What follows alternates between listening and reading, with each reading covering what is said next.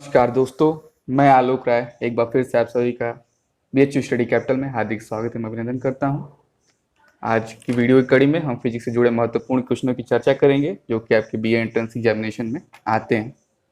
साथ ही साथ जिस तरह हमने पिछली वीडियो में आपको हिंदी और इंग्लिश दोनों में क्वेश्चन एक्सप्लेन करने की कोशिश की थी, उसी प्रकार इस वीडियो में भी जो है हम दोनों लैंग्वेज में आपको क्वेश्चन एक्सप्लेन करने का प्रयास करेंगे। पिछली वीडियो की तरह ही यह वीडियो का भी पीडीएफ हिंदी में होगा, परंतु मैं क्वेश्चंस को हिंदी और इंग्लिश दोनों में एक्सप्लेन करूंगा। तो चलिए शुरू करते हैं। तो प्रश्न है, दृश्य प्रकाश का तरंगदैर्घ्य प्रयास कितना होता है? दृश्य प्रकाश का तरंगदैर्घ्य प्रयास यानी विजिबल लाइट का वेवलेंथ रेंज कितना होता है? विजिबल लाइट का वेवलेंथ रेंज कितना होता है? तो विजिबल लाइट का वेवलेंथ रेंज 400 से 700 नैनोमीटर होता है। अगले प्रश्न की तरफ बढ़ेंगे। मानव आंख किस प्रकाश की तरंगदैर्घ्य के लिए सर्वाधिक सुग्राही होती है? मतलब जो ह्यूमन आई है वो किस लाइट के वेवलेंथ के लिए सबसे ज्यादा सेंसिटिव होती है? मतलब कौन सा ऐसा लाइट का वेवलेंथ है जिसके लिए ह्यूमन आई सबसे ज्यादा सेंसिटिव होती है? तो वो जो है 555 नैनोमीटर या फिर 555 नैनोमीटर है। अगले प्रश्न की तरफ बढ़ेंगे। प्रकाश विकिरणों की प्रकृति कैसी होती है? मतलब जो लाइट रेडिएशंस हैं उनका नेचर कैसा होता है? प्रकाश विकिरणों की प्रकृति कैसे होती है? मतलब लाइट नेचर्स का लाइट रेडिएशन का नेचर कैसा होता है? तो उसका नेचर होता है तरंग एवं कण दोनों के समान। तरंग यानी वेव, कण यानी पार्टिकल। मतलब जो आपकी लाइट रेडिएशंस हैं वो पार्टिकल नेचर भी कैरी करती हैं और वेव नेचर भी कैरी करती हैं, इसीलिए इनका जो है नेचर होता है ड्यूअल नेचर होता है। अगले प्रश्न की तरफ बढ़ेंगे। प्रकाश की गति कितनी होती है? मतलब स्पीड ऑफ लाइट कितनी होती है? तो स्पीड ऑफ लाइट होती है 3 × 10⁸ मीटर पर सेकेंड। स्पीड ऑफ लाइट क्या होती है? 3 × 10⁸ मीटर पर सेकेंड। अगले प्रश्न की तरफ बढ़ेंगे। सूर्य के प्रकाश को पृथ्वी तक पहुंचने में कितना समय लगता है? मतलब जो सनलाइट हैं उनको अर्थ तक पहुंचने में कितना टाइम लगता है? तो कितना टाइम लगता है टोटल? तो 500 सेकेंड या फिर 8.5 मिनट। मतलब सोलर लाइट को अर्थ तक पहुंचने में 8.5 मिनट या फिर 500 सेकेंड लगता है। अगले प्रश्न की तरफ बढ़ेंगे। जब प्रकाश एक माध्यम से दूसरे माध्यम में जाता है तो क्या अपरिवर्तित रहता है? मतलब जब कोई लाइट रेडिएशन जो है एक मीडियम से दूसरे मीडियम में, मतलब सपोज करिए जैसे एक लाइट है वो वाटर से ऑयल में जा रही है, तो उसमें क्या कांस्टेंट रहता है? मतलब क्या चेंज नहीं होता है? तो जो चेंज नहीं होता है वो होती है उसकी आवृत्ति यानी कि फ्रेक्वेंसी। मतलब जब लाइट एक मीडियम या फिर एक माध्यम से दूसरे माध्यम में जाती है तो उसकी फ्रेक्वेंसी या फिर आवृत्ति परिवर्तित नहीं होती है और वो अपरिवर्तित यानी कांस्टेंट रहती है। अगले प्रश्न की तरफ बढ़ेंगे। प्रकाश तंतु किस सिद्धांत पर कार्य करता है? प्रकाश तंतु यानी लाइट फिलामेंट किस प्रिंसिपल पर कार्य करता है? तो लाइट फिलामेंट किस प्रिंसिपल पर कार्य करता है? तो लाइट फिलामेंट पूर्ण आंतरिक परावर्तन यानी टोटल इंटरनल रिफ्लेक्शन। तो लाइट फिलामेंट जो है टोटल इंटरनल रिफ्लेक्शन या फिर प्रकाश तंतु पूर्ण आंतरिक परावर्तन की प्रिंसिपल पर या फिर सिद्धांत पर कार्य करता है। अगले प्रश्न की तरफ बढ़ेंगे। मृग मरीचिका का कारण क्या है? मतलब मृग मरीचिका का कारण क्या है? मृग मरीचिका से क्या आप समझते हैं? मतलब मृग मरीचिका मतलब मिराज। जैसे आपकी सुने होंगे कि जब जो है कोई डेजर्ट में जो है कोई ट्रैवलर घूम रहता है तो उसे कुछ दूरी पे जो है जैसे लगता है कि वहां पे ओएसिस या फिर वाटर बॉडी, मतलब कोई जल का स्रोत वहां मौजूद है, तो वो उसकी तरफ बढ़ता है और वहां पे जब जाता है तो उसे पता चलता है कि वहां पे सिर्फ बालू है और कोई भी जल का स्रोत वहां मौजूद नहीं है। तो उसी को मृग मरीचिका या फिर इंग्लिश में मिराज कहते हैं। तो उसके पीछे क्या रीजन होता है? तो पूर्ण आंतरिक परावर्तन, वही टोटल इंटरनल रिफ्लेक्शन। तो मृग मरीचिका या फिर मिराज के लिए क्या रिस्पॉन्सिबल है? तो टोटल इंटरनल रिफ्लेक्शन या फिर पूर्ण आंतरिक परावर्तन। अगले प्रश्न की तरफ बढ़ेंगे। दूरदर्शन के संकेत एक निश्चित दूरी के बाद नहीं मिल पाते हैं, इसका कारण क्या है? मतलब जो टेलीविजन के सिग्नल्स हैं वो एक निश्चित मतलब एक डेफिनिट डिस्टेंस के बाद जो है आप उसको नहीं कैच करा पाते हैं, तो इसके पीछे रीजन क्या है? तो इसके पीछे रीजन ये है कि पृथ्वी की सतह वक्राकार, मतलब जो अर्थ का सरफेस है वो सर्कुलर होता है। इस वजह से आपको टेलीविजन के सिग्नल्स जो है एक डेफिनिट डिस्टेंस या फिर एक निश्चित दूरी के बाद आपको मिल नहीं पाते हैं। तो किस वजह से नहीं मिल पाते हैं? पृथ्वी की सतह का वक्राकार होना, मतलब अर्थ की सरफेस का सर्कुलर होना। तो आप क्वेश्चंस को नोट करते चलिए साथ साथ इंग्लिश में। मैं इंग्लिश में आपको एक्सप्लेन कर रहा हूँ, आप नोट करते चलेंगे तो इससे आपका जो है इजिली क्वेश्चन तैयार हो जाएगा और आपके पास एक नोट्स भी तैयार हो जाएगा। चलिए अब अगले क्वेश्चन की तरफ बढ़ते हैं। प्रकाश का रंग किससे निर्धारित होता है? मतलब जो लाइट का कलर है वो किससे डिफाइन होता है? तो वो डिफाइन होता है तरंग दैर्ध्य से या फिर वेवलेंथ से। तो कलर ऑफ लाइट किससे डिफाइन होता है, तो वो उसके वेवलेंथ से डिसाइड या फिर डिफाइन होता है। अगले प्रश्न की तरफ बढ़ेंगे। दूरदर्शन प्रसारण में श्रव्य संकेतों का प्रेषण करने के लिए किस तकनीक का उपयोग किया जाता है? दूरदर्शन प्रसारण या फिर टेलीविजन ब्रॉडकास्टिंग में श्रव्य संकेत यानी ऑडियो सिग्नल को मतलब भेजने के लिए कौन सी टेक्निक का यूज किया जाता है? तो टेलीविजन ब्रॉडकास्टिंग में ऑडियो सिग्नल को भेजने के लिए आवृत्ति मॉड्यूलन या फिर फ्रीक्वेंसी मॉड्यूलेशन का प्रयोग किया जाता है। आवृत्ति मॉड्यूलन का क्या तात्पर्य है? Frequency modulation. तो दूरदर्शन प्रसारण में श्रव्य संकेतों का प्रेषण करने के लिए क्या यूज करते हैं? आवृत्ति मॉड्यूलन या फिर फ्रीक्वेंसी मॉड्यूलेशन। ठीक, अगले क्वेश्चन की तरफ बढ़ेंगे। किस तारे का रंग उसकी प्रकृति को दर्शाता है? किसी तारे का रंग उसकी किस प्रकृति को दर्शाता है? मतलब कोई अगर स्टार है और उसका जो कलर है वो उसके कौन से नेचर को जो है रिप्रेजेंट कर रहा है? तो कौन से नेचर को उसके रिप्रेजेंट कर रहा है? तो वो है उसका ताप यानी कि हीट। तो कोई तारा, कोई स्टार का कलर उसके किस नेचर को दर्शाता है? तो वो उसके हीट को दर्शाता है। अगले प्रश्न की तरफ बढ़ेंगे। दृष्टि पटल पर कैसा चित्र बनता है? मतलब आपका दृष्टि पटल है या फिर मतलब जैसे अगर आप अपने आंख की बात करेंगे तो आपका आंख का दृष्टि पटल क्या होता है? तो वो रेटिना होता है। ठीक, तो जो आपका विजुअल प्लेट है, विजुअल प्लेट मतलब जो आपका विजुअल बोर्ड है, उस पे जो है कैसा इमेज जो है बनता है? तो कैसा इमेज बनता है आपके विजुअल प्लेट या फिर आपके रेटिना पर? तो वो उल्टा होता है, वस्तु से छोटा होता है और वास्तविक होता है। मतलब कैसा जो है दृष्टि पटल या फिर विजुअल प्लेट पे बनता है या फिर विजुअल बोर्ड पे कैसा इमेज बनता है? तो उल्टा यानी कि इन्वर्टेड, और वस्तु से छोटा तथा वास्तविक मतलब smaller than object and real. तो कैसा बनेगा आपका ऑब्जेक्ट दृष्टि पटल या फिर विजुअल बोर्ड पे? तो वो होगा smaller than object, real and inverted. ठीक, अगले प्रश्न की तरफ बढ़ेंगे। सबसे अधिक तरंग दैर्ध्य किस रंग के प्रकाश की होती है? मतलब कौन से कलर की लाइट के लिए सबसे ज्यादा वेवलेंथ होती है? मतलब किस लाइट की कलर की सबसे ज्यादा वेवलेंथ होती है? वो कौन सा कलर है? लाल यानी कि रेड। तो रेड कलर के लाइट के लिए लाइट की वेवलेंथ सबसे ज्यादा होती है। अगले प्रश्न की तरफ बढ़ेंगे। सबसे कम तरंग दैर्ध्य किस रंग के प्रकाश की होती है? मतलब सबसे मिनिमम, मोस्ट मिनिमम तरंग दैर्ध्य यानी वेवलेंथ किस कलर के लिए होती है? तो वो होता है बैगनी या फिर वॉयलेट। तो वॉयलेट कलर के लिए जो है वेवलेंथ सबसे छोटी या सबसे मिनिमम होती है। अगला प्रश्न है, हमें वास्तविक सूर्योदय से कुछ समय पहले ही क्यों सूर्य दिखाई देने लगता है? मतलब एक्चुअल सनराइज या फिर डॉन से पहले ही हमें सन विजिबल क्यों होने लगता है? मतलब हम वास्तविक सूर्योदय यानी एक्चुअल सनलाइट से कुछ इंटरवल, कुछ टाइम पहले ही जो है सन हमें विजिबल होने लगता है। क्योंकि उसके पीछे रीजन क्या है? तो प्रकाश के अपवर्तन के कारण। प्रकाश के अपवर्तन से तात्पर्य क्या है? तो रिफ्रैक्शन ऑफ लाइट, रिफ्लेक्शन नहीं, रिफ्रैक्शन ऑफ लाइट के कारण जो है हमें वास्तविक यानी एक्चुअल सनराइज से पहले ही जो है सन विजिबल होने लगता है। अगले प्रश्न की तरफ बढ़ेंगे। आकाश क्यों नीला दिखाई देता है? मतलब जो हमारा स्काई है वो ब्लू कलर का क्यों दिखाई देता है? क्यों दिखाई देता है, आइए इसके बारे में डिस्कस करें। तो लघु तरंग दीर्घ तरंगों की अपेक्षा वायुमंडल द्वारा अधिक प्रकीर्णित होती हैं। मतलब जो आपकी मिनी वेव्स हैं वो लार्ज वेव्स के कंपैरिजन में जो है ज्यादा वायुमंडल में रेडिएट होती हैं। ठीक, तो हमारा स्काई यानी आकाश नीला यानी ब्लू कलर क्यों दिखाई देता है? क्योंकि हमारी मिनी वेव्स या फिर लघु तरंगे दीर्घ तरंगे यानी लार्ज वेव्स की कंपैरिजन में जो है ज्यादा रेडिएट या फिर प्रकीर्णित होती हैं। ठीक, अगले प्रश्न की तरफ बढ़ेंगे। वाहनों में पृष्ठ दर्पण के रूप में किस दर्पण का प्रयोग किया जाता है? मतलब वाहन यानी व्हीकल में साइड मिरर, पृष्ठ दर्पण से क्या तात्पर्य है? साइड मिरर से। तो व्हीकल्स में साइड मिरर के लिए कौन से मिरर का यूज किया जाता है?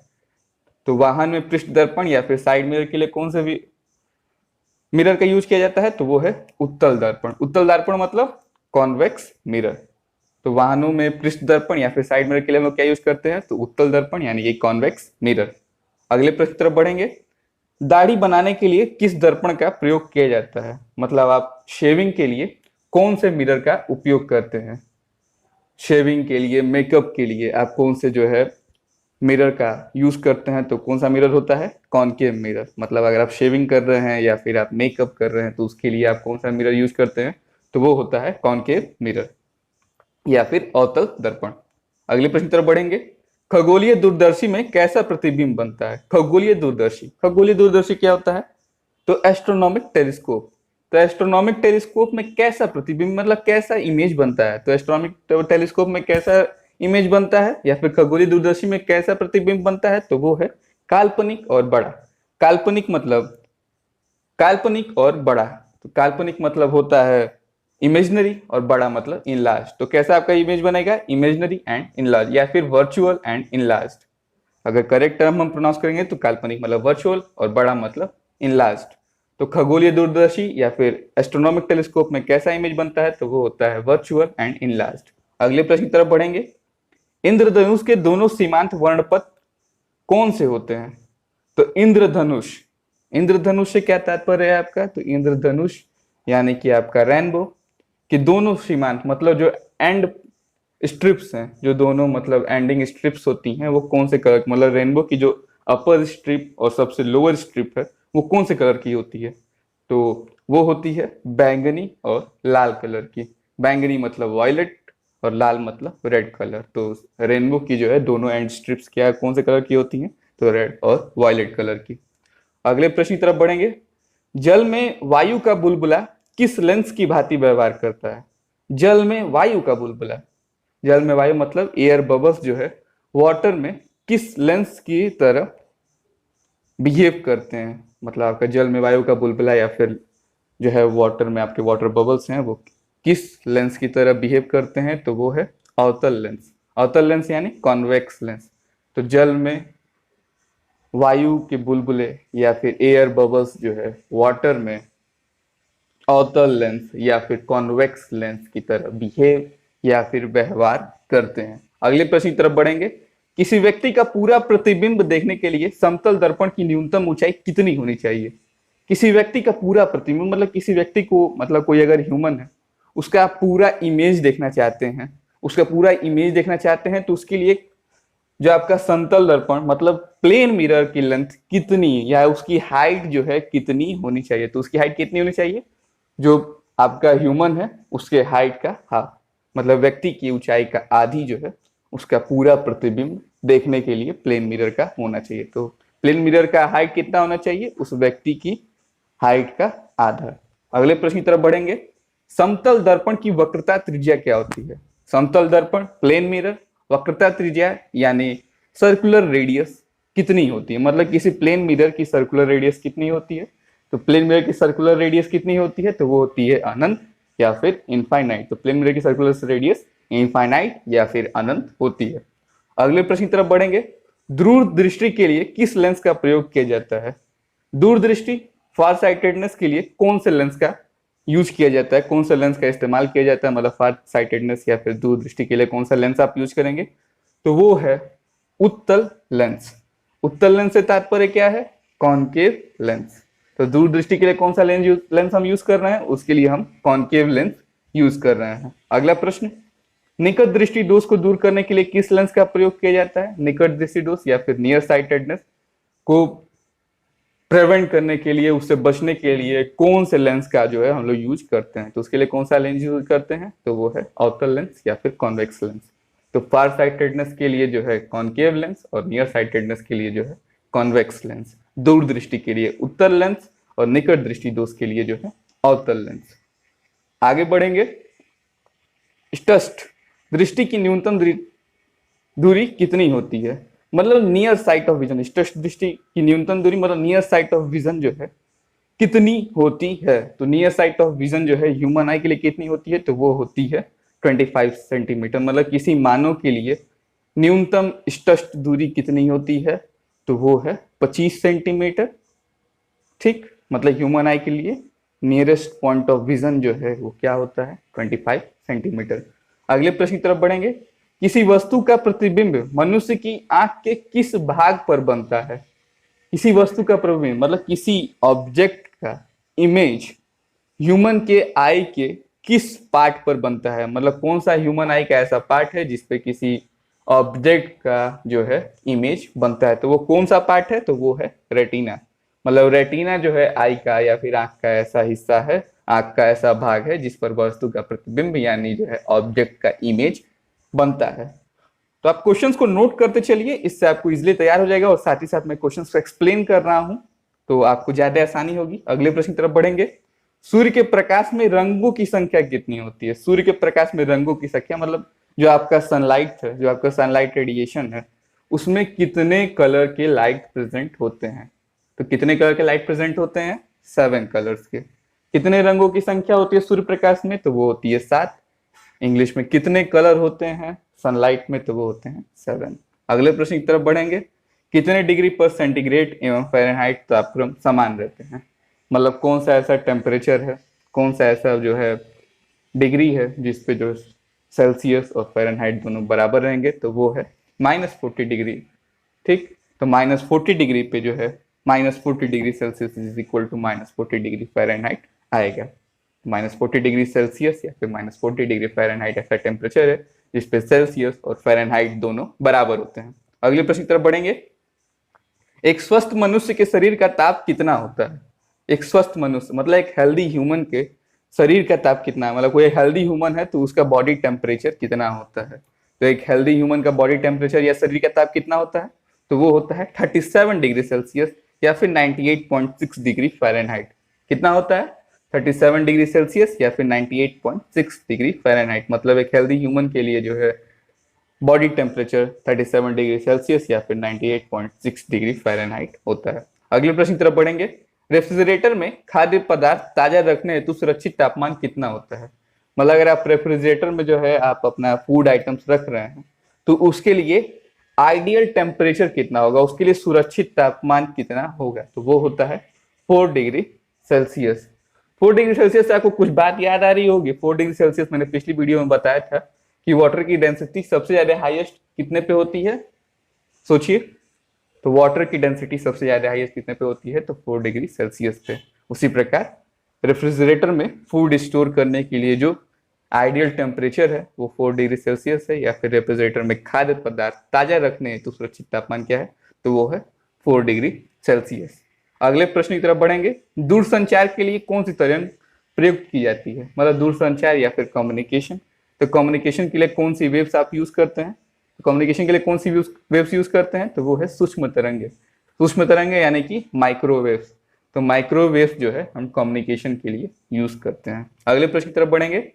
ध्वनि का वेग अधिकतम किस माध्यम में होता है? मतलब जो वेलोसिटी ऑफ साउंड है, वेग का तात्पर्य वेलोसिटी से है और ध्वनि का तात्पर्य जो है साउंड से। तो साउंड की वेलोसिटी जो है वो किस मीडियम में हाईएस्ट होती है? मतलब कौन सा ऐसा मीडियम है जिसमें आपके साउंड की वेलोसिटी सबसे हाईएस्ट या पीक पे होगी? तो वो है ठोस यानी कि सॉलिड। तो सॉलिड में जो है साउंड की वेलोसिटी सबसे ज्यादा होगी। अगले प्रश्न की तरफ बढ़ेंगे।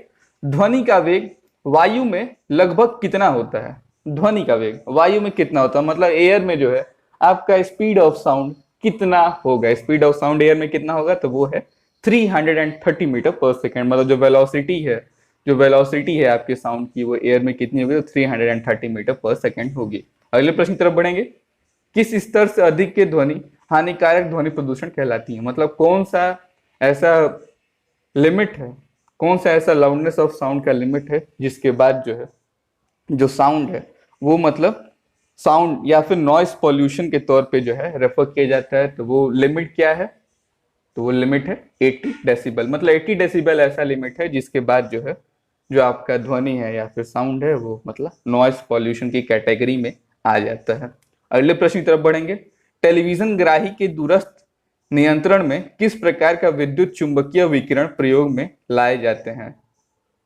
टेलीविजन ग्राही मतलब यही टेलीविजन में दूरस्थ नियंत्रण मतलब फॉर डिस्टेंस में कंट्रोल करने के लिए कौन सा विद्युत चुंबकीय विकिरण मतलब इलेक्ट्रोमैग्नेटिक रेडिएशन यूज में लाए जाते हैं। मतलब आप टेलीविजन यूज कर रहे हैं तो उसमें जो है अगर आप दूर से मतलब आपके डिस्टेंस से जो है आप अपने टेलीविजन को जो है कंट्रोल करना चाहते हैं तो उसमें कौन सा यूज होता है रेडिएशन, कौन सा इलेक्ट्रोमैग्नेटिक रेडिएशन यूज होता है? तो वो इलेक्ट्रोमैग्नेटिक रेडिएशन का नाम है अवरक्त विकिरण। इसमें स्पेलिंग थोड़ा गलत लिखी हो, अवरक्त लिखी हो, लेकिन होता है अवरक्त विकिरण या फिर इंफ्रारेड रेडिएशन।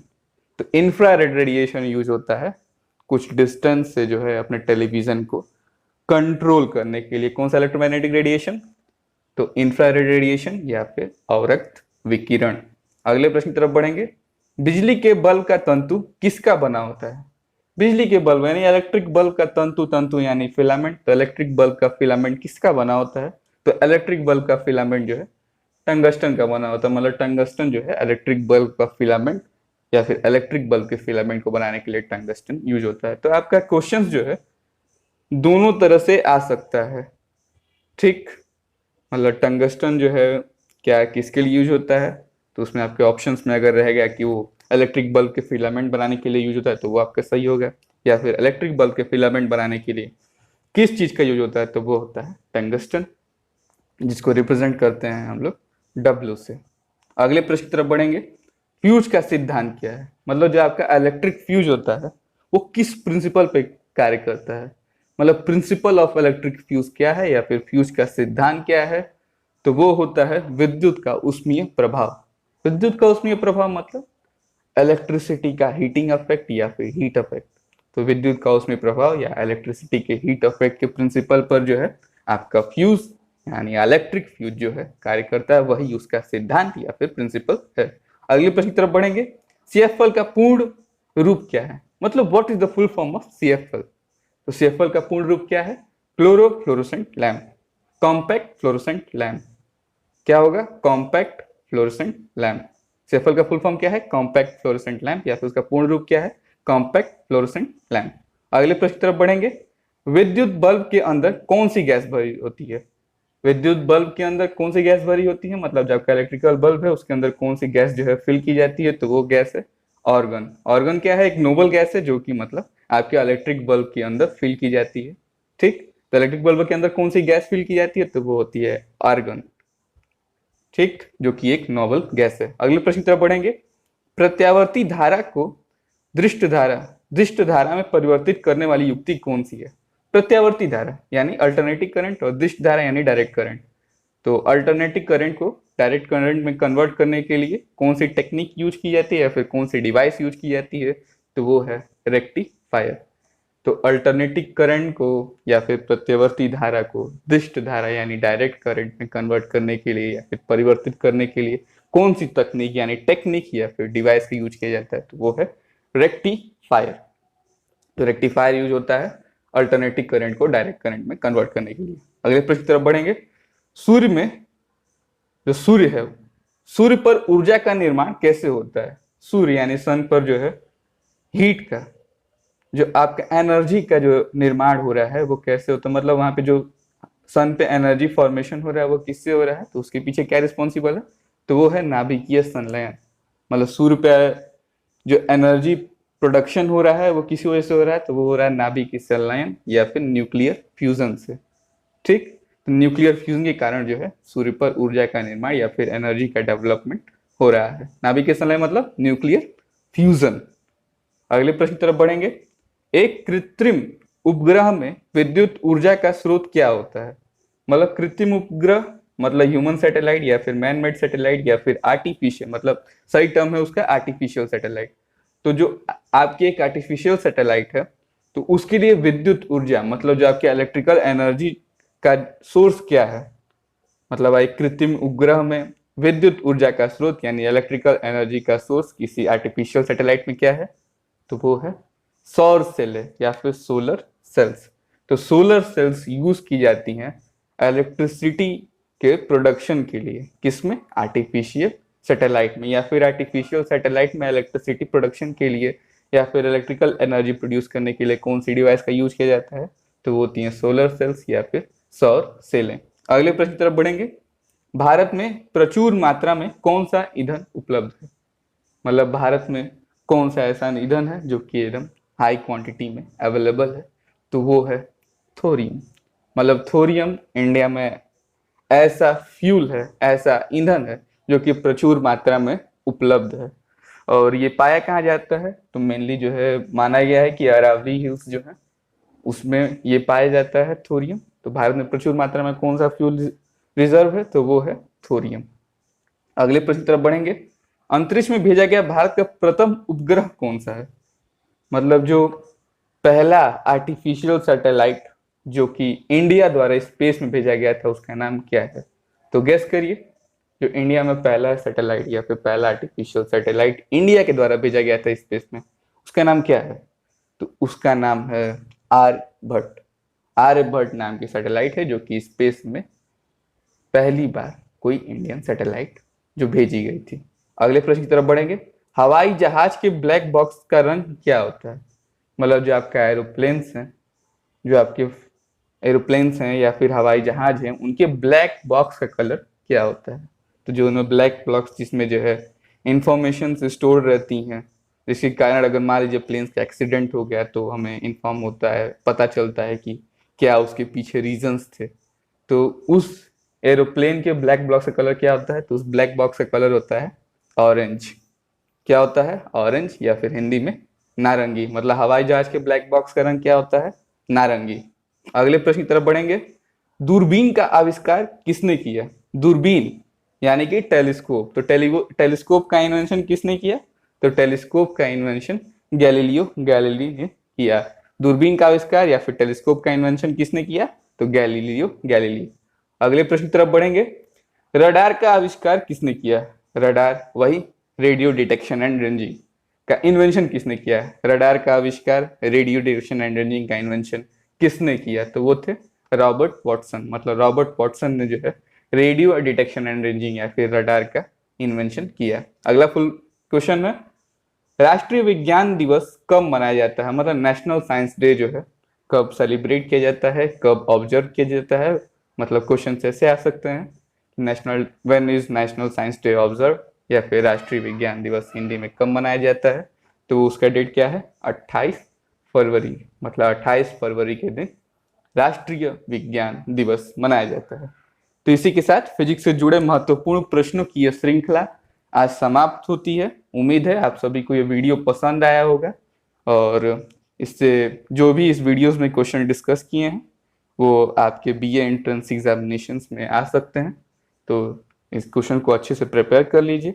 अगर आप हिंदी मीडियम के स्टूडेंट्स हैं तो पीडीएफ जो है आप व्हाट्सएप से ले सकते हैं या फिर टेलीग्राम ग्रुप से ले सकते हैं।